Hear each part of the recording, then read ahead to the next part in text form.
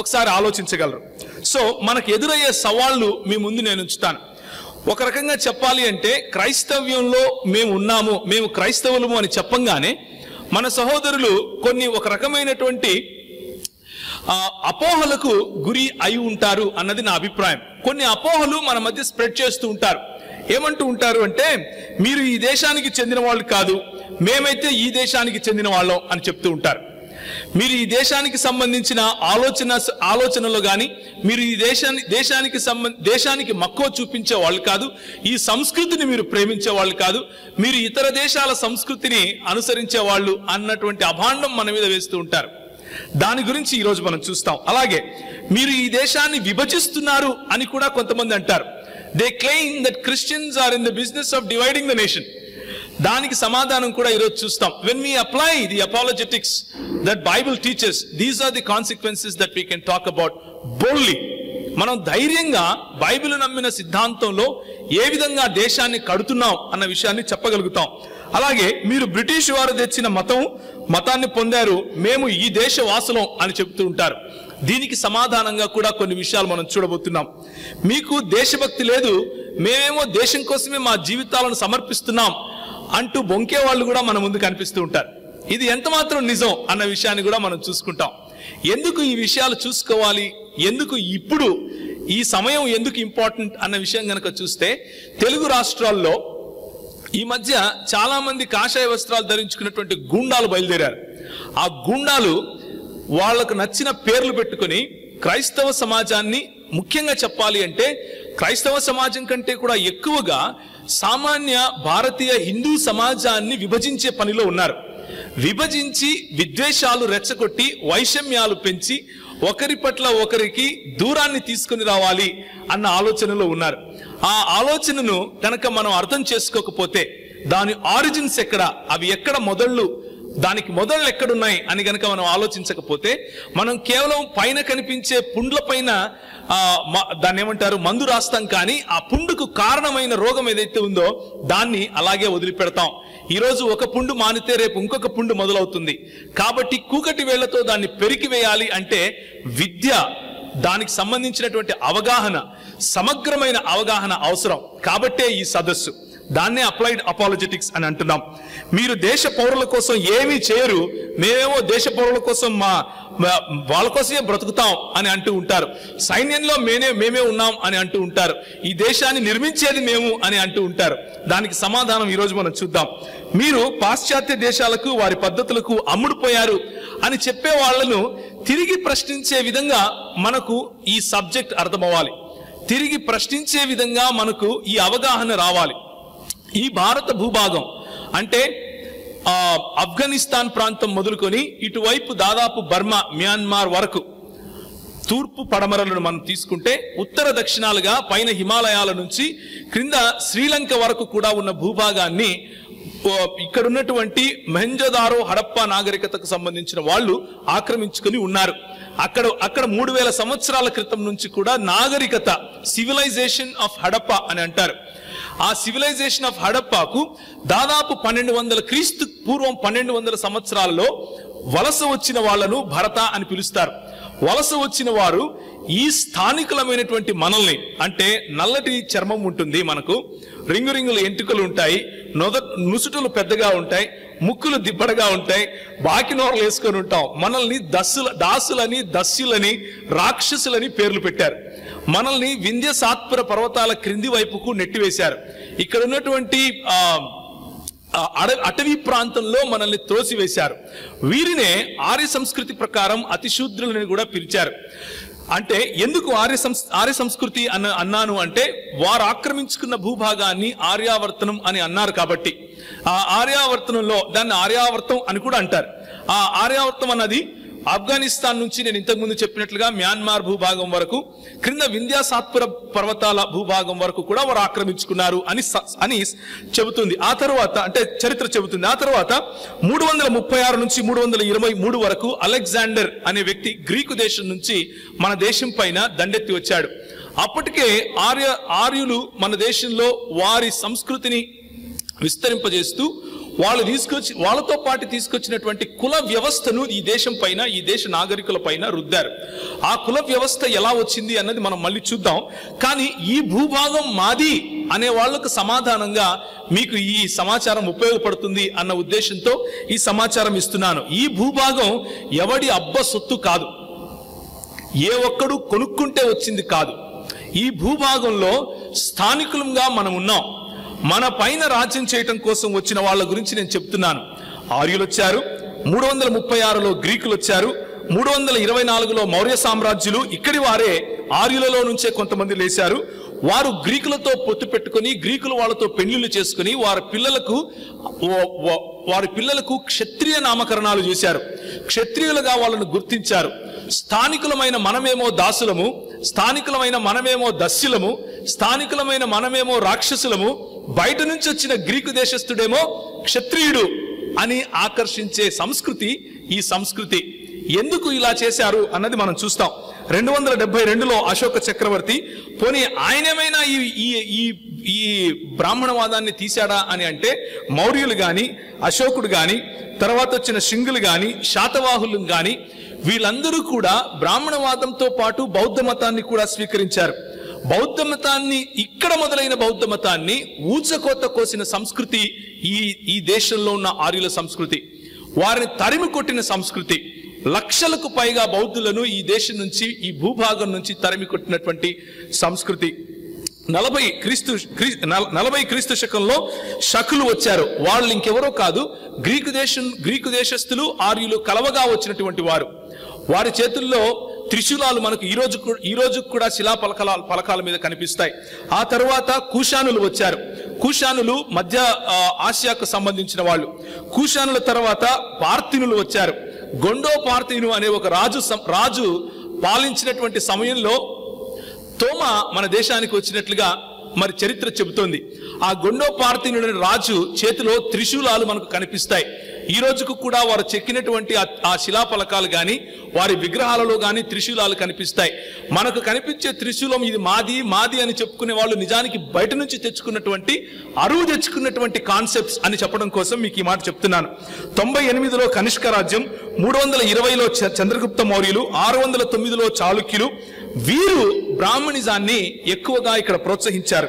985లో చోళులు, 1026 నుంచి కూడా ఇస్లామీ నేపథ్యం ఉన్న వాళ్ళు ఈ దేశం పైన దండయాత్ర చేశారు. అలా పోను 1498లో వాస్కోడిగామా వచ్చినప్పుడు క్రైస్తవ్యం వచ్చింది అని అపోహపడుతూ ఉంటారు. నిజానికి యూదా క్రైస్తవ సముదాయానికి ఉండవలసినటువంటి వేళ్లు ఎన్నో వందల సంవత్సరాల క్రీస్తు పూర్వం నుంచి ఉన్నాయి అన్నదానికి ఈరోజు మనం రుజువులు చూస్తాం. నేను ఎందుకు ఈ మాటలు చెప్పాను మీకు అంటే, ఈ దేశం మాది, ఈ భూభాగం మాది అనే వాళ్లకు సమాధానం చెప్పటం కోసం. ఈ భూభాగం ఎవరబ్బ సొమ్ము కాదు. ఈ భూభాగము అందరినీ స్వేచ్ఛగా తిరిగేందుకు ఆకర్షించింది. ఈ భూభాగం అందరికీ తల్లి అయ్యింది. ఈ భూభాగం అందరికీ తండ్రి అయ్యింది. ఈ భూభాగం అందరినీ ఆహ్వానించింది, అందరినీ పెంచింది. దానికి కారణం నువ్వు నేను అయిన స్థానికులం.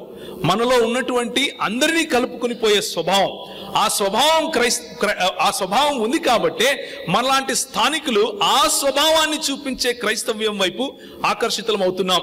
అంతేగాని విభజించి పాలించే సంస్కృతి వైపు ఆకర్షితులం అవటం లేదు. ఎందుకు అంటే స్థానికులమైన మనల్ని వారు నీచ చూపు చూశారు కాబట్టి. ఎవరు స్థానికులు, ఎవరు వేరేవారు అని తిరిగి ప్రశ్నించండి. ఆ ప్రశ్నించడాన్నే అప్లైడ్ అపాలజెటిక్స్ అంటాం. మనం నేర్చుకున్న సిద్ధాంతాన్ని ఒక ప్రశ్నారూపకంగా ప్రజల ముందు పెట్టాలి, వారికి మేల్కొల్పు తీసుకుని రావాలి.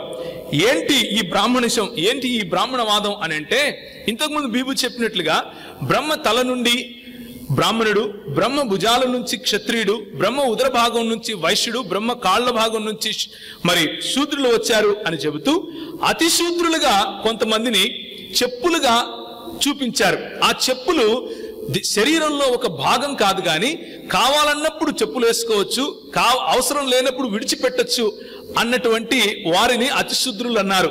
వారినే స్థానికులుగా చేశారు. వారినే అతిశూద్రులనే అన్టచబుల్స్ లేకపోతే అస్పృశ్యులు అని అన్నారు. దీన్నే ధర్మం అని పిలిచారు. ధర్మం అంటే మనకు తెలిసినట్లుగా దాన ధర్మాలు చేయటం అంటే న్యాయంగా నడుచుకోవటం అని అనుకుండేరు. మనుధర్మశాస్త్రం ప్రకారము ధర్మం అంటే ఏమిటి అంటే ఉన్న ఈ 4 వర్ణ వ్యవస్థలో ఉన్నటువంటి ఈ 4 ప్లస్ ఒకటి ఏంటి? అతిశుద్రులు. వారిని ఎవరిని ఎక్కడ ఏ స్థానంలో ఉంచాలో ఆ స్థానంలో ఉంచటమే ధర్మం.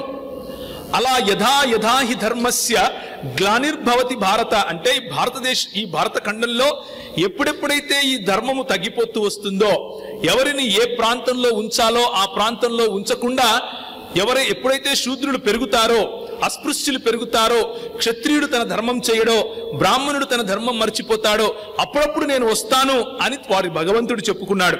ఇది వారి నీతి. దీన్నే ఏమంటారు అంటే విభజించి పాలించటం అంటారు. ఈరోజు కాషాయ రంగు ధరించుకొని మన సమాజాన్ని విభజించే వాళ్ళు నమ్మే సూత్రాలు ఇవి. ఏంటి అంటే, ముందు సామదాన భేద దండోపాయాలు ఉపయోగించండి, మంచిగా చెప్పండి, వినకపోతే కొంచెం బ్రైబ్, ఒక బిస్కెట్ వేయండి, వినకపోతే ఒక కట్ట తీసుకుని కొంచెం దండించండి, అప్పుడు వినకపోతే వాళ్ళతో విభేదించి వాళ్ళని దూరం పెట్టేయండి, వెలివేయండి.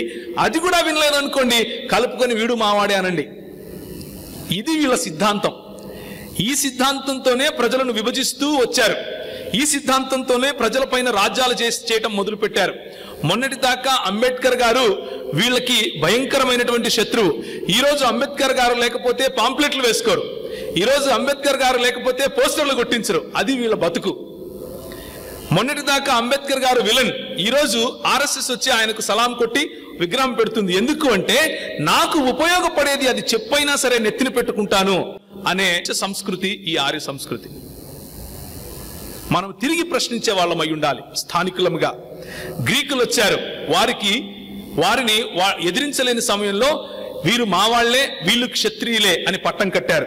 బుద్ధిజం వచ్చింది, ఎదిరించలేని సమయంలో, వారు పెరిగిన సమయంలో వీరు ఇంకెవరో కాదు, మా దశావతారంలో ఒకడు అని చెప్పుకున్నారు. రేపు క్రైస్తవ్యంతో కూడా ఇదే చేసే ప్రయత్నం చేశారు. కానీ క్రైస్తవ్యము అందుకు ఒప్పుకోదు. ఎందుకు అంటే, క్రైస్తవ్యము అబ్సల్యూట్ ట్రూత్ ను మాట్లాడుతుంది, సత్యము నిస్తరమైనది అని చెప్తుంది. ఈ సత్యము తప్ప వేరే సత్యము లేదు, దేవుని గురించినటువంటిది అని చెబుతుంది. కాబట్టి అది చేయలేకపోయారు. సిక్కులతో అలాగే చేశారు, జైనులతో అలాగే చేశారు. మొన్నటి దాకా సాయిబాబా వచ్చినప్పుడు ముస్లిము అని వెలివేసిన వాళ్ళు ఈరోజు గుడులు కట్టుకుని కోట్లు సంపాదిస్తున్నారు. ఇది విభజించి పాలించే తత్వం. ఈ విభజించి పాలించే తత్వాన్ని మనం ఎదుర్కోవాలి అంటే మనకు చరిత్ర తెలియాలి. ఎందుకు ఈ మాట చెబుతున్నాను? మీరు చూసేటువంటి ఈ పిక్చర్ లో మొన్నటి దాకా ఎవరినైతే మన అంబేద్కర్ గారు ఏ ఐడియాలజీని అయితే ఇది తప్పు అని చెప్పారో, ఆ చెప్పినటువంటి హెగ్డేవర్ పక్కనే అంబేద్కర్ బొమ్మ పెట్టి మరీ పూజిస్తున్నారు అంటే వారి సంస్కృతిని అర్థం చేసుకోండి. తిరిగి ప్రశ్నించగల సామర్థ్యాన్ని ఆలోచించండి. ఎందుకు వీరు ఈ విధంగా హిందూ రాష్ట్ర దర్శనం గురించి మాట్లాడుతూ ఉంటారు అంటే, 1940వ సంవత్సరం 22వ మహాసభలో మధురలో ఆయన ఇలా అన్నారు. ఎవరు అంటే, ఒక గొప్ప మార్గదర్శకుడు వీళ్ళకి, సావర్కర్ గారు. ఆయన ఏమన్నారు అంటే, తనను తాను ప్రజాస్వామ్యవాది అని చెప్పుకున్న కారణాన హిట్లర్ ఒక మానవ మృగం అనడానికి ఏ కారణం లేదు అంటున్నాడు. బేసిక్ గా వాళ్ళ ఉద్దేశం ఏమిటి అంటే, జాత్యాహంకారాన్ని ప్రోత్సహించడం. అంటే ఈ దేశంలో ఉన్న ఆర్యులు ఆ దేశంలో, అంటే ఆ జర్మనీ దేశంలో ఏ విధంగా అయితే హిట్లర్ కు సంబంధించినటువంటి జర్మనులు ఉన్నారో, వాళ్ళు ఏ విధంగా జాత్యాహంకారాన్ని కలిగి ఉన్నారో దాన్నే నేషనలిజం అంటారు, దాన్నే ఈ దేశం కొరకు పోరాడటం అంటారు అని చెప్పినటువంటి ఆలోచన కలిగిన వాళ్ళు సృష్టించినటువంటిదే ఈ రోజు ఉన్నటువంటి సంఘ్ పరివార్, లేకపోతే ఈరోజు ఫేక్ హిందూయిజం గా బయటకు వస్తున్నటువంటి వాళ్ళు. వీళ్ళు నిజానికి హిందూ సమాజం కాదు, వీళ్ళు ఫేక్ హిందువులను చీల్చటానికి పుట్టినటువంటి వాళ్ళు. జాగ్రత్తగా మనం ఈ సమాచారాన్ని మన హిందూ మిత్రులతో పంచుకోగలగాలి. సామాజిక ప్రక్షాళన చేయటమే వీళ్ళకు ఉన్నటువంటి అజెండా. బయట చీపుర్లు పట్టుకొని స్వచ్ఛ భారత్ అంటే నిజంగానే రోడ్లు ఉడుస్తున్నారు అనుకుండేరు. నిజంగా స్వచ్ఛ భారత్ అంటే హిందూయేతరులను ఊడ్చివేయడమే వీళ్ళ పని. నిజానికి దాని వెనుకున్న అజెండా అది. మీరు ఆలోచించాలి. ఈ విషయం నేను కాదు, సావర్కర్ ఆ సమయంలోనే చెప్పాడు. గోల్వాల్కర్ తను రాసినటువంటి బంచ్ ఆఫ్ థాట్స్ లోనే చెప్పాడు. ఆయన అన్నాడు, హిందువులు తప్ప, అంటే వారు ఎవరినైతే హిందువులను పిలుస్తారో వాళ్ళు, మిగిలిన వాళ్ళు కాదు, వాళ్ళు తప్ప మిగిలిన ఎవరు ఈ దేశంలో ఉండటానికి వీల్లేదు. ఒకవేళ ఉంటే వాళ్ళు సెకండ్ క్లాస్ సిటిజన్స్ గానే ఉండాలి అని తాను రాసినటువంటి బంచ్ ఆఫ్ థాట్స్ లో రాసుకున్నాడు. ఇది విభజించి పాలించే ఆ దేశ ఆ ఆలోచించాలి. వీళ్ళు ఎలాంటి విభజించి పాలిస్తారు అంటే, వాళ్ళు రాసుకున్నటువంటి పుస్తకంలో అహ్మదాబాద్లో 1937లో ఆయన చేసినటువంటి ప్రసంగంలో ఆయన చెప్పాడు. ఆర్ఎస్ఎస్ స్థాపించిన వ్యక్తి ఆయన అంటాడు, మన దేశం ఒక దేశం అని అనుకోవటం మీరు మూర్ఖులు అని అన్నాడు. మన దేశంలో విభజించకుండానే 2 దేశాలు ఉన్నాయి అని హిందువేతరుల పైన విషం కక్కినటువంటి స్వభావం ఈ ఫేక్ హిందూయిజంను సృష్టించిన వాళ్ళ ఆలోచన సరళి. జాత్యాహంకారమే వీరి మూలాలు. ఇక బ్రిటిష్ వాళ్ళను మీరు బ్రిటిష్ వాళ్ళ సొత్తులు, బ్రిటిష్ వాళ్ళ తొత్తులు అని మనకు చెప్తూ ఉంటారు కదా. నిజానికి ఎవరు బ్రిటిష్ వాళ్ళ తొత్తులు అని ఆలోచిస్తే మనము దానికి ముందు యూదా క్రైస్తవ సముదాయం నిజానికి బ్రిటిష్ వాళ్ళు తీసుకొచ్చినటువంటి మతమా కాదా అని మనం ఒకసారి ఆలోచించి చూద్దాం. మరి బైబిల్లో మొదటి క్రానికల్స్ అంటే దినవృత్తాంతములు 29:4 అక్కడ లిస్ట్ కనిపిస్తా ఉంది మీకు. 2వ దినవృత్తాంతములు 8వ అధ్యాయము. అలాగే అన్నిటికంటే ముఖ్యంగా మొదటి రాజులు 9:28లో సొలొమోను సమయంలోనే ఈ దేశంలో నుండి లేకపోతే ఈ భూభాగాన్ని వారు ఓఫీరు అని పిలిచారు. ఓఫీరు అనే ఈ భూభాగంలో నుండి ముఖ్యమైనటువంటి స్పైసెస్ అంటే మన భూభాగంలో మాత్రమే దొరికే లవంగాలు, మన భూభాగంలో మాత్రమే దొరికే యాలకులు, అలాగే గోల్మిర్చి అంటాం కదా మనం, పెప్పర్, అలాంటి స్పైసెస్ ను ఈ దేశం నుంచి తీసుకొని వచ్చినట్లుగా, కోతులను ఈ దేశం నుంచి తీసుకొచ్చినట్లుగా, పికాక్ అంటే నెమళ్లను ఈ దేశం నుంచి తీసుకొని వచ్చినట్లుగా చరిత్రకారులు దాన్ని ధృవీకరిస్తున్నారు. ఈరోజు సొలొమోను కాలంలోనే యూదా సముదాయము మన దేశంలోకి వచ్చి స్థిరపడింది అన్నది హిస్టారియన్స్ చెప్పే సత్యం. నువ్వు నేను ఈరోజు మనం తెలుసుకోవటానికి చాలా సులువుగా హిస్టారియన్స్ కూడా క్రైస్తవులేం కాదు, ఈ దేశానికి సంబంధించిన హిస్టారియన్సే. కొచ్చిలో యూదులు స్థిరపడటం దాదాపు 3500 సంవత్సరాల క్రితం నుంచి కేరళలో కొచ్చిలో మరి యూదులు ఉండటం, అలాగే బొంబాయి ప్రాంతంలో బొంబాయి అన్న సిటీ పుట్టక ముందు నుంచి యూదులు అక్కడ ఉండటం మనం చూస్తాం. అలాగే బెనీ ఇస్రాయెల్ అనేటటువంటి వాళ్ళు మొఘల్ సమయంలో వచ్చినటువంటి యూదులు, వాళ్ళు అరబీ భాష మాట్లాడేవారు, ఫార్సీ భాష మాట్లాడేవారు. మొఘల్ సమయంలో వచ్చినటువంటి యూదులు, మణిపూర్ ప్రాంతంలో, మిజోరాం ప్రాంతంలో ఉన్నటువంటి యూదులు, అంటే యూదా తెగల్లో నుంచి ఒక తెగ తప్పిపోయి వచ్చి అక్కడ సెటిల్ అయింది అని చెప్పటానికి జన్యురీత్యా అంటే జెనెటిక్ టెస్ట్ చేసి మరి నిరూపించుకున్నటువంటి వాళ్ళు ఈ రోజుకు ఆంధ్ర ప్రాంతంలో అంటే తెలుగు భాష మాట్లాడే యూదులు కూడా మనకు కనిపిస్తారు. నేను ఎందుకు ఈ మాట చెప్తున్నాను అంటే, ఏకేశ్వరవాదం, ఒకే దేవుడు ఉన్నాడు, ఆ దేవుడు ఈ లోకాన్ని సృష్టించాడు, ఆ దేవుని స్వరూపంలో మనందరినీ చేసుకున్నాడు అని చెప్పే ఆలోచన పద్ధతి కేవలము పాశ్చాత్యులు తెచ్చింది కాదు, తెల్లోళ్ళు తెచ్చింది కాదు.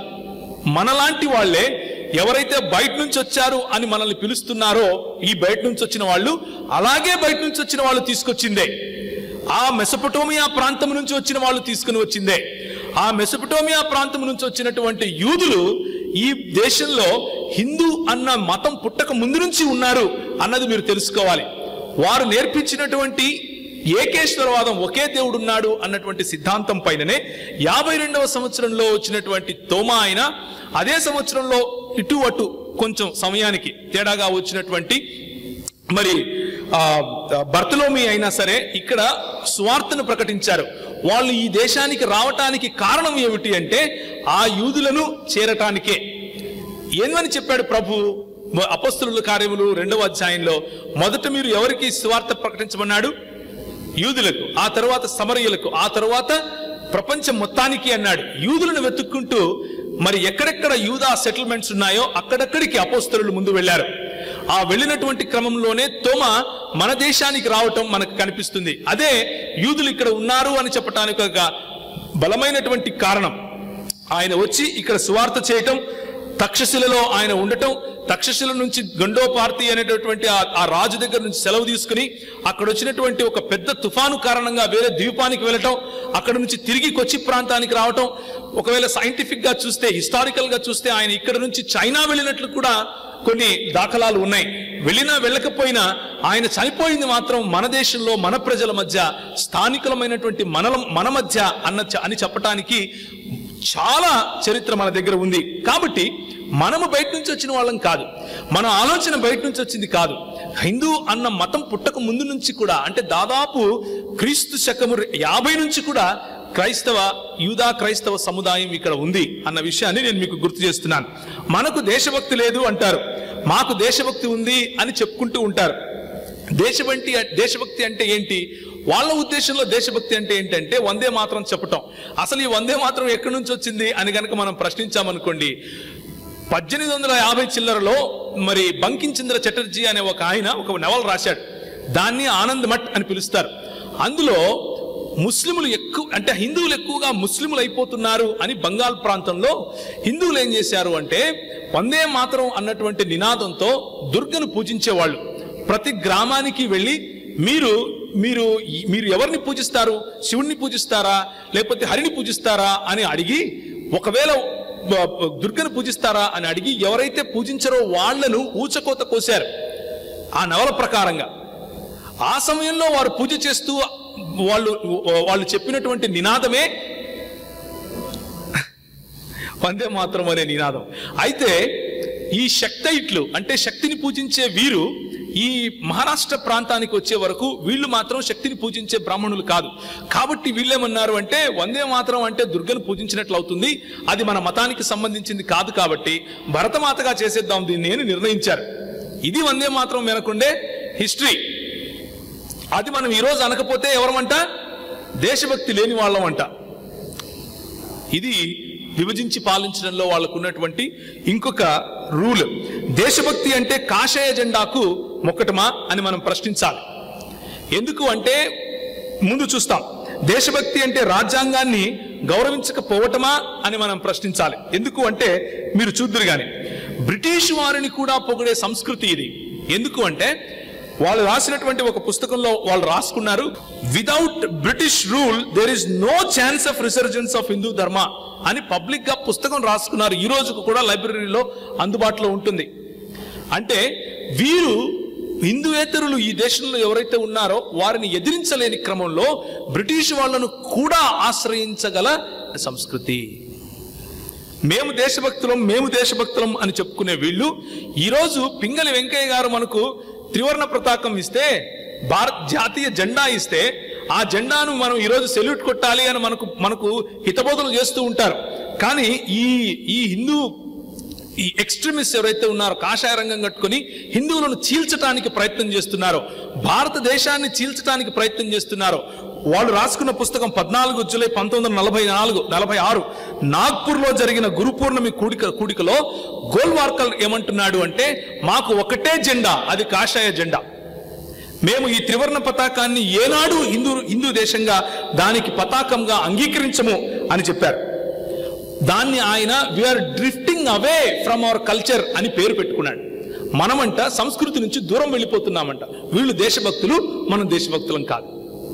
ప్రశ్నించగలగాలి, తిరిగి మనం ప్రశ్నించగలగాలి. అలాగే త్రివర్ణ పతాకం పైన ఈ రోజు కూడా ఆర్ఎస్ఎస్ యొక్క వాళ్ళ ఐడియాలజీని చూస్తే వాళ్ళు ఈ రోజుకు చెప్పుకునేదే ఇది. మా జెండా ఇదే, 1 లీడర్ 1 నేషన్ 1 ఫ్లాగ్. ఇది వాళ్ళ నినాదం. ఆ ఫ్లాగ్ ఏంటి అంటే కాషాయ రంగు కట్టుకున్నటువంటి ఫ్లాగ్. ఆ జెండా కింద ఎన్నైనా పేర్లు పెట్టుకోండి మీరు, నో ప్రాబ్లం. కానీ జెండా మాత్రం ఏమై ఉండాలి? కాషాయ రంగే. ఇది వాళ్ళ ఆలోచన సరళి, వాళ్ళ ఆలోచన పద్ధతి. మనం చాలా అప్రమత్తంగా ఉండాలి. వీళ్ళు రాజ్యాంగాన్ని గౌరవిస్తాము అంటున్నారు. వీళ్ళు రాసుకున్న 1940 మద్రాసు నగరంలో 1350 మంది ఆర్ఎస్ఎస్ కార్యకర్తలు ఉన్న సమయంలో గోల్వాల్కర్ ఇచ్చినటువంటి మాట ఇది. ఆర్ఎస్ఎస్ ఒక పతాకం చేత, ఒక నాయకుని చేత, ఒక సిద్ధాంతం చేత ప్రేరేపింపబడి ఈ గొప్ప దేశం యొక్క ప్రతి మారుమూల ప్రాంతాల్లో హిందుత్వం అనే మంటని రగిలిస్తుంది అన్నది వీళ్ళ ఆలోచన. హిందుత్వం అనే మంటను రగిలించాలి, ప్రజలను చీల్చాలి, ప్రజలను అనగదొక్కాలి. ఇది రాజ్యాంగాన్ని గౌరవించడం అవుతుందా? మన రాజ్యాంగం ఇదే చెబుతుందా? కాదు. మారణ హోమం చేయటమే ఈ సంస్కృతికి ఉన్నటువంటి ఆలోచన. ప్రతి ఒక్కరిని చంపాలి, విద్వేషాలు రెచ్చగొట్టాలి, నాశనం చేయాలి, చీల్చాలి, విభజించి పాలించాలి. ఎందుకంటే అందరూ కలిశారు అంటే బ్రాహ్మణవాదంలో నాకున్న శక్తి పోతుంది. అందరూ కలిశారు అని అంటే ఈక్వాలిటీ వస్తుంది. అంబేద్కర్ గారు ఒక మాట అంటారు, ఏమంటారు అంటే ఒక సామాన్య బ్రాహ్మణవాదం నమ్మే వ్యక్తికి వేరే వ్యక్తి మంచి ఉద్యోగాలు చేస్తే ఇబ్బంది లేదు. వాళ్ళు డబ్బులు సంపాదిస్తే ఇబ్బంది లేదు. కానీ ఇబ్బంది ఎక్కడొస్తుంది అంటే నాతో వాడు సమానం అవుతాడు అన్న ఇబ్బంది వస్తుంది. నాతో వాడు సమానం ఎలా అవుతాడు? నేను దేవుని తల నుంచి వచ్చాను కదా, నేను దేవుని భుజాల నుంచి వచ్చాను కదా, నేను దేవుని పొట్టలో నుంచి వచ్చాను కదా, వీడేమో కాలు కదా, వీడేమో చెప్పులు కదా అని చెప్పే సంస్కృతి ఇది. పోనీ ఎప్పుడైనా సరే దేశం కోసం జైలుకి వెళ్ళారాయా మీరు అని అడిగి చూడండి, ఎవ్వడు వెళ్ళలేదు. ఒకే ఒక్కసారి సావర్కర్ వెళ్ళాడు, అది కూడా వేరే కారణం చేతి వెళ్ళాడు. వెళ్ళిన తర్వాత ఎన్నిసార్లు క్షమాభిక్ష పెట్టండి, నేను బ్రిటిష్ పౌరసత్వం కలిగి బ్రిటిష్ వాళ్ళకు సేవ చేస్తాను అని లెటర్లు రాశాడో హిస్టరీకి తెలుసు. ఏనాడు వీళ్ళు దేశం కోసం పోరాడిన వాళ్ళు కాదు. కానీ రెచ్చగొట్టడం, ప్రజలను చీల్చటం, చంపటం, ఇది విభజించి పాలించే ప్రక్రియలో వాళ్ళు చేసే పద్ధతి, వాళ్ళు చేసే పనులు. మనం జాగ్రత్తగా అప్రమత్తంగా ఉండాలి. డిసెంబర్ 6, 1947లో ఇదే జరిగింది. సర్దార్ వల్లభాయ్ పటేల్ గారు ఈ ఆర్గనైజేషన్ ని, ఆర్ఎస్ఎస్ అనే ఆర్గనైజేషన్ ని బహిష్కరించారు. ఇది దేశానికి ముప్పు అని చెప్పారు. ఈరోజు ఎవరైతే వాళ్ళను బహిష్కరించారో వాళ్ళది విగ్రహం పెట్టి వీడు మావాడే అంటున్నారు. మీకు తెలుసో తెలియదు, ఈయన మావాడే అని పెద్ద విగ్రహం పెడుతున్నారు. అందుకే సామదాన భేద దండోపాయాలు, ఏది చెల్లకపోతే నువ్వు మావాడే. చాలా జాగ్రత్తగా మనం ఉండాలి. మీరు ఈ దేశ పౌరుల కోసం ఏమీ చేయలేదు, మేము మాత్రం గొప్పగా చేసామంటున్నారు. నిన్న ఒక ఆయన చెప్తున్నాడు, ఒక ఆసుపత్రికి ఒక కుంటి వ్యక్తి వెళ్ళి, నేను నిన్న ఒంగోలులో ఉంటే ఆయన చెప్పాడు సాక్ష్యం. ఆయన తెలిసిన వాళ్ళకు ప్రార్థన చేసి వస్తూ ఉంటే అక్కడ ఉన్నటువంటి ఈ గుండా, ఒక ఆయన ఈ కాషాయ రంగు గుండా వచ్చి ఆపి, నువ్వు ఎందుకు వచ్చావు, ఎవరిచ్చారు పర్మిషన్ అని అడిగితే, పర్మిషన్ ఎందుకండి, మాకు తెలిసిన వాళ్ళకి వచ్చి మేము ప్రార్థన చేసుకోవడానికి మీకేంటి ఇబ్బంది అంటే, మేము ట్యాక్సులు కట్టి ఇది కట్టించుకున్నాం అంటున్నాడు. అంటే మనం కట్టమా ట్యాక్సులు? మనం సంపాదించమా? మనం ఇచ్చేది ట్యాక్స్ కాదా? మనం ప్రశ్నించే స్థాయికి ఎదగాలి. సాంప్రదాయ ముసుగులో వాళ్ళు చేసిందేంటి దేశానికి? మాతృమూర్తికి మరణ వేదన ఇచ్చారు. కనిపించిన స్త్రీకి, మీకు తెలుసో తెలీదో, కొన్ని విషయాలు చెప్పేటప్పుడు మన స్త్రీలు ఇక్కడ ఉన్నారు, మీరు దయచేసి దీన్ని తప్పుగా అర్థం చేసుకోకండి. ఉన్న చరిత్రను మీ ముందు చెప్పే ప్రయత్నం చేస్తున్నాను, అంతేగాని తప్పుగా అర్థం చేసుకోకండి. సతీ సహగమనం ఎక్కడి నుంచి వచ్చింది? పాశ్చాత్యులు తీసుకొచ్చారా? మీరు తీసుకొచ్చారా? దేవుడు నరుణ్ణి నారిని సమానంగా చేశాడు అని బైబిల్ చెప్తూ ఉంటే, సర్వమానవ సౌభ్రాతృత్వము బైబిల్ నేర్పిస్తూ ఉంటే, నారి లేకపోతే స్త్రీ నరుని కంటే చిన్నది, తక్కువ స్థాయికి చెందింది, నరుడు చచ్చిపోతే వాటితో పాటు ఇది చచ్చిపోవాలి అని చెప్పే సంస్కృతిలో మేము దేశానికి ఏం చేశామని అడుగుతున్నారు. ఎవరండి సతీ సహగమనం ఆపింది? కేరళలో పైవస్త్ర ధారణ చేస్తే ఈ రోజుకు తప్పు. మదురైలో ఈ రోజుకు కూడా, మొన్న 2016లో కలెక్టర్ గారు పేపర్ స్టేట్మెంట్ ఇచ్చారు. ఏమని అంటే, 17 మంది మదురైలో ఉన్నటువంటి బాలికలు 16 నుంచి 22 సంవత్సరాలు ఉన్నటువంటి వాళ్ళు ఒక మేల్ ప్రీస్ట్ అంటే ఒక పూజారి ఎదుట బట్టలు లేకుండా ఉండాలి 15 రోజులు, పైవస్త్రం లేకుండా. పైవస్త్రం ఉంటే వాళ్ళు లోపలికి రావడానికి వీల్లేదు. సర్వే చేసిన వాళ్ళు ఉన్నారు. 1999 నుంచి 2010 వరకు చేసిన సర్వేలో, అదే మదురైలో ఉండే ఒక గ్రామంలో బయటికి గనక ఈ బ్రాహ్మణులు గాని క్షత్రియులు గాని వస్తే పై వస్త్రం తీసేయాలి మన స్త్రీలు. ఇలాంటి సంస్కృతి ఉన్న మీరు దేశానికి ఏం చేశారని మమ్మల్ని అడుగుతారు. మనం ప్రశ్నించగలగాలి. అందుకనే ఈ తీర ప్రాంతం, కేరళ గాని, తమిళనాడు గాని, ఒరిస్సా గాని, ఆంధ్రప్రదేశ్ గాని, ఈ తీర ప్రాంతంలో ఉన్నటువంటి వాళ్ళు బెంగాల్ వరకు కూడా పైవస్త్రం లేకుండా జీవించారు. మీకు తెలుసో తెలీదో, మొన్నటి వరకు కూడా పైవస్త్రం లేకుండా జీవించారు స్త్రీలు. పురుషులైతే ఒక గోచి బట్ట ఇంత ఉండేది తప్ప వేరేది పెట్టుకుంటే వాళ్ళ పిరుదులు కోసేవాళ్ళు. మీకు తెలుసో తెలీదో, గోచి బట్ట కట్టుకున్నటువంటి ఒక శూద్రుడు పెద్ద కులం వాడితో కలిసి కూర్చుంటే పిరుదులు కోసేవాళ్ళు. ఇది క్షత్రియ ధర్మం అని చెప్పేవాళ్ళు. ఈ ధర్మం చెప్పేవాళ్ళు దేశానికి మీరేం చేశారు అని మనల్ని ప్రశ్నిస్తారు. మనమేం చేయలేదు అని అనుకుంటూ ఉంటాం. ఎవరండి అది ఆపింది? ఆడవాళ్లకు స్కూల్ కట్టింది ఎవరు? ఆడవాళ్లను సమానంగా కూర్చిపెట్టింది ఎవరు? శూద్రులకు చదువు నేర్పింది ఎవరు? ఏ ప్రాంగణంలో అయితే మనం కూర్చుని వింటున్నామో, ఇది 1850 సంవత్సరంలో కట్టాం. వీళ్ళు 1850 ప్రాంతంలో ఇది కట్టారు, ఈ సంఘాన్ని. ఇక్కడ స్కూళ్లు కట్టారు. 1700 చిల్లరలోనే కో ఎడ్యుకేషన్ స్కూల్ కట్టారు. మనుధర్మం మానవ హక్కులను కాలరాస్తే క్రైస్తవ్యము మానవ హక్కుల కోసం పోరాడింది. క్రైస్తవ మిషనరీలు మానవుల కోసం, భారతదేశంలోని ప్రజల కోసం పోరాడారు. మనకు సమయం లేదు కాబట్టి కొంచెం ముందుకు వెళతాను. ఒక చిన్న విషయం మీరు తెలుసుకోవాలి. శివాజీ అనే ఒక రాజు, మీకు అందరికీ తెలిసిన వారు, ఛత్రపతి శివాజీ గారు మహారాష్ట్ర ప్రాంతంలో ఉండి ముస్లింలకు వ్యతిరేకంగా పోరాడారు. ముస్లింలు వచ్చి ఈ దేశంలో ఉన్న వారిపైన మతోన్మాదం చేసిన సమయంలో శివాజీ గారు ఒక శూద్రుడు అయి ఉండి బ్రాహ్మణ క్షత్రియ వాదానికి సంబంధించిన వాడు కానకపోయినా వారి కోసం నిలబడి పోరాడాడు. నిలబడి విరోచితంగా పోరాడి తన ప్రాణమైనా సరే అర్పిస్తాను అని వారిపైన విజయం సాధించిన తర్వాత ఆయన శూద్రుడు అన్న ఒకే ఒక్క కారణం చేత ఆయనకు పట్టం కట్టలేదు. నాకు పోరాడటానికి మాత్రం నువ్వు ముందుండాలి సైనికుడిగా, చచ్చిపోయినా పర్వాలేదు, నువ్వు గొప్పోడివి, కానీ నువ్వు నా పైన రాజువుగా ఉంటే మాత్రం నేను ఒప్పుకోను. ఇది సంస్కృతి నేర్పించేది. చివరికి ఆయన ఒక 11,000 మంది బ్రాహ్మణులకు ఉచితంగా భూమి ఇవ్వాల్సి వచ్చింది. కొన్ని వేల మంది 60,000 చిల్లర బ్రాహ్మణులకు పెళ్లిళ్ళు చేసి వాళ్లకు గిఫ్ట్లు ఇస్తే గాని ఒక్క బ్రాహ్మణుడు భట్ట అనే ఒక వ్యక్తి వారణాసి నుంచి వచ్చి ఎడమకాలి బొటను వేలితో బొట్టు పెట్టాడు. ఎడమకాలి బొటను వేలితో బొట్టు పెట్టి, ఇప్పుడు నువ్వు క్షత్రియునిగా నేను నిన్ను గుర్తిస్తున్నాను, అది కూడా ఏంటి, నీ జనరేషన్ కాదు, నీ కొడుకుల నుంచి క్షత్రియులు అవుతారు అన్నారు. పోనీ వాళ్ళ కొడుకులకు వేదాభ్యాసం చేయించారా అంటే చేయించలేదు. పోనీ వాళ్ళ కొడుకులకు ఏమైనా వేదాభ్యాసం చేయించారా, చదువు చెప్పారా అంటే చెప్పలేదు. చదువు చెప్పింది ఎవరండి ఈ భారతదేశంలో? ఎవరు చదువులు చెప్పటానికి ముందుకొచ్చారు? స్త్రీల పట్ల వివక్ష, దళితుల పట్ల వివక్ష.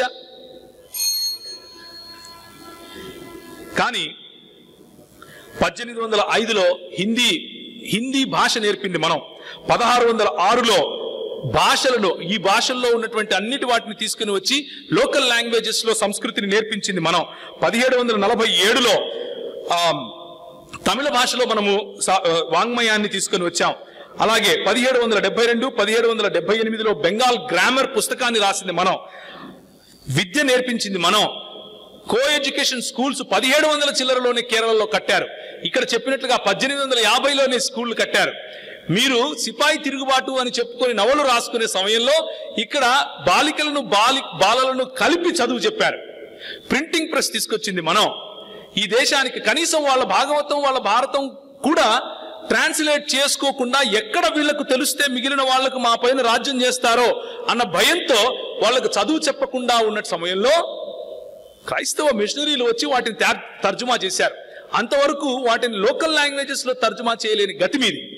మీరు దేశభక్తులు ఎలా అవుతారు? మేము సంస్కృతిని నాశనం చేసే వాళ్ళం ఎలా అవుతాం? సంస్కృతిని నిలబెట్టింది మనం, సంస్కృతి నేర్పించింది మనం. మోడర్న్ ఇండియాని నిర్మించింది ఎవరు? 1857లో బొంబాయి యూనివర్సిటీ కట్టాం. అదే 1857లో మెడ్రాస్ యూనివర్సిటీ కట్టాం. అదే 1857లో కలకత్తా యూనివర్సిటీ కట్టాం. అంతకంటే ముందు శ్రీరాంపూర్ ట్రయో స్థాపించింది ఎవరు? మనం కాదా? అది జరిగిన తర్వాత అమ్మమ్మమ్మ మా వాళ్ళు ఎక్కడ వెళ్ళిపోతారో అని చెప్పి కొత్తగా చిన్న స్కూల్ పెట్టుకుని ఈరోజు ఏకల్ విద్యాలయ అనే పేరుతో హిందువులు కానిటువంటి దళితులను హిందువులు చేసే ప్రయత్నం చేస్తున్నారు. మనము జాగ్రత్తగా ఉండాలి.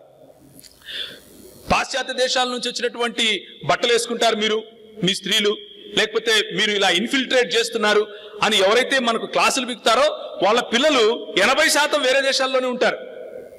80% ఇంగ్లీష్ మీడియంలోనే చదువుకుంటారు. మన పిల్లలు ఎంతమంది చదువుకుంటారు? ఒళ్ళు చూపించుకునే సంస్కృతి మీది అని చెప్పేది వాళ్ళు, కానీ ఒళ్ళు చూపించకపోతే వక్షాలు కోసేది వాళ్ళే. ఇది విభజించి పాలించే సంస్కృతి. నేను ఎందుకు ఈ మాటలు మీకు చెప్తూ వచ్చాను అంటే, మనము తిరిగి ప్రశ్నించే స్థాయిలో ఉండాలి. మనం తిరిగి ప్రశ్నించాలి అంటే ఈ సమాచారం మనకు అందాలి. క్రైస్తవ మిషనరీలు, క్రైస్తవ దృక్పథం ఈ ప్రపంచానికి, ఈ ప్రపంచంతో పాటు ఈ భూభాగానికి ఏం చేసింది అని తెలుసుకోవాలి. అట్టడుగున ఉన్న వర్గాలను పైకి తీసింది క్రైస్తవ మిషనరీలు. అట్టడుగున ఉన్న వర్గాలకు చదువు నేర్పింది క్రైస్తవ మిషనరీలు.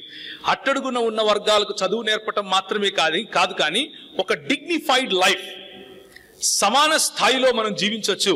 ఎందుకు అంటే దేవుని స్వరూపంలో మనం చేయబడ్డాం అని చెప్పింది క్రైస్తవ మిషనరీలు. మనం ఈ సువార్తను కేవలము ఆధ్యాత్మికతకు, ఆత్మీయతకు, మతపరంగా మాత్రమే నిలువరించకుండా ఇలా సామాజికంగా గనక తీసుకుని వెళ్ళగలిగితే, సామాజిక కోణంలో కూడా ప్రజలను మనం పురికొల్పగలిగితే, సామాజిక కోణంలో కూడా ప్రజలను మనము సమీకరించగలిగితే, తప్పకుండా రానున్న రోజుల్లో మనం ఈ బ్రాహ్మణవాదాన్ని నిలువరించగలుగుతాం. లేకపోతే రాబోయే సమయంలో అక్కడ గ్రీన్ బట్టలు వేసుకుండే ఐసిస్ కనిపిస్తాడు, ఇక్కడ కాషాయ బట్టలు వేసుకున్న ఐసిస్లు కనిపిస్తారు. ఏ పిల్లలకు మనం మన దేశాన్ని ఇవ్వబోతున్నామో ఆలోచించాలి. మన దేశాన్ని మన పిల్లలకు ఏ దేశాన్ని బహుకరించి వెళ్తున్నామో ఆలోచించాలి. దీపావళి కానుకగా మనల్ని మంచి రాజులను సైతం రాక్షసులు అని చంపే సంస్కృతిని ఇద్దామా? చచ్చిపోయినందుకు ఎవడన్నా పండగలు చేసుకుంటాడండి? అది నేర్పిద్దామా? లేక మన పిల్లలను ఈ సమాచారంతో నిలబెట్టి ఈ దేశం కోసం పనిచేసేలా చేద్దామా? ఒకసారి ఆలోచించండి. మనం నేర్చుకునే ఈ సమాచారం, మనకు అందబోయే ఈ సమాచారం కొన్నిసార్లు కూర్చున్న వాళ్ళలో చాలా మందికి తెలిసి ఉంటుంది, కొన్నిసార్లు ఇది కొత్త అయి ఉండొచ్చు. అయితే ఈ సమాచారము రెచ్చిపోవటానికి కాదు, ఉప్పొంగటానికి కాదు, కనిపించిన వాళ్ళను కనిపించినట్లుగా ప్రశ్నించడానికి కాదు, సంయమనం పాటించి శాంతియుతంగా మన సమాజం కోసం పనిచేయటం కోసమే ఈ సమాచారం. తలలు వంచుకుంటే ప్రార్థన చేసుకుందాం.